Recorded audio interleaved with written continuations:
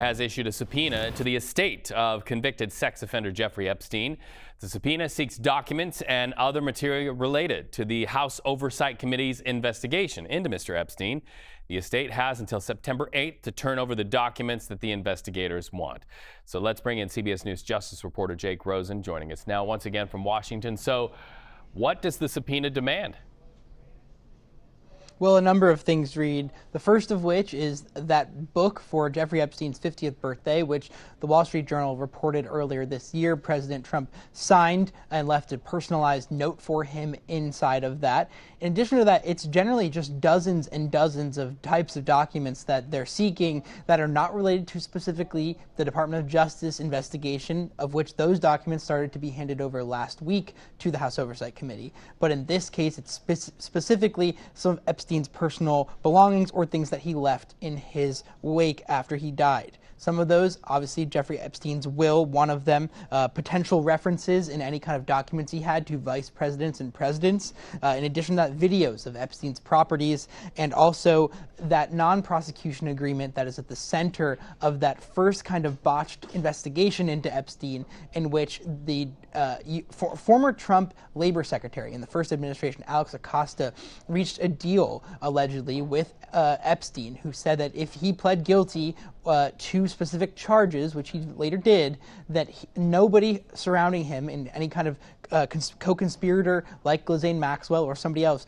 would be charged. That prosecution agreement, I should say, is at the center of a lot of the conspiracies and back and forth about what the Department of Justice knew, what it didn't know at that time, and why Epstein was allowed to continue being a free man after he eventually went back to civil life before he was re-arrested years later.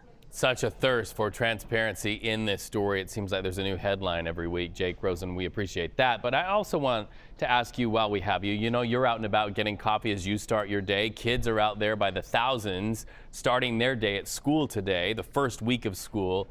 What are you seeing and what are kids seeing as we're starting to see this shift in the landscape and the visibility out there in Washington, D.C.? That's right. There's well over 2,000 National Guard deployed on shifts throughout the city. You can see them at transit hubs and metro stops, which are our equivalent of the subway for those who are not familiar in the district.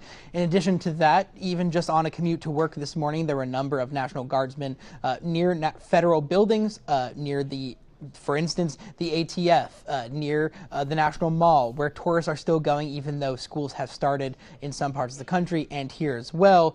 In addition to what we've seen is the Trump administration tout, and this streak was ended early this morning, but there was a 11-day murder-free stretch here in the nation's capital. That length of time had not been accomplished since earlier this year in March. Obviously, that was before the federal takeover, but still a decent amount of stretch of time without there being a homicide in the city that was recorded.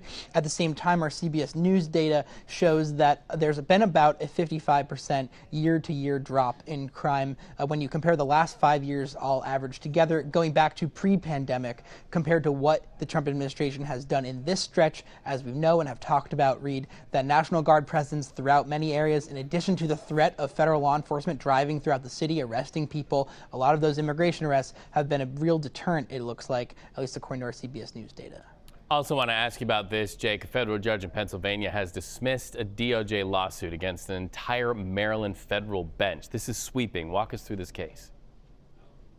Well, that's right. There was an order, and it's still in place now because this judge allowed it to stand, that was reached and irked the Trump administration so much that they decided to sue all 15 federal judges in Maryland. What this order did was anytime somebody feared potential deportation or was detained and had lawyers file for a habeas petition, which is to basically take a moment and try to block that deportation, the Maryland judges agreed that this is happening at such a rate throughout the state, and not just the state but the country, that they needed a 48-hour block on any kind of potential deportation if a lawsuit is filed in their state.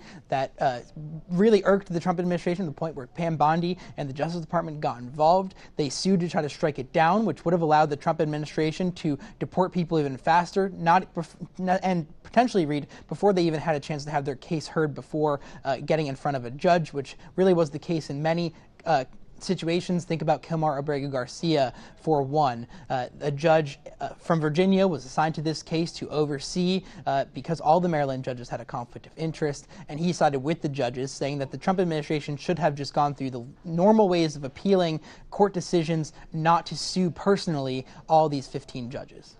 Jake Rosen, thank you so much for those updates.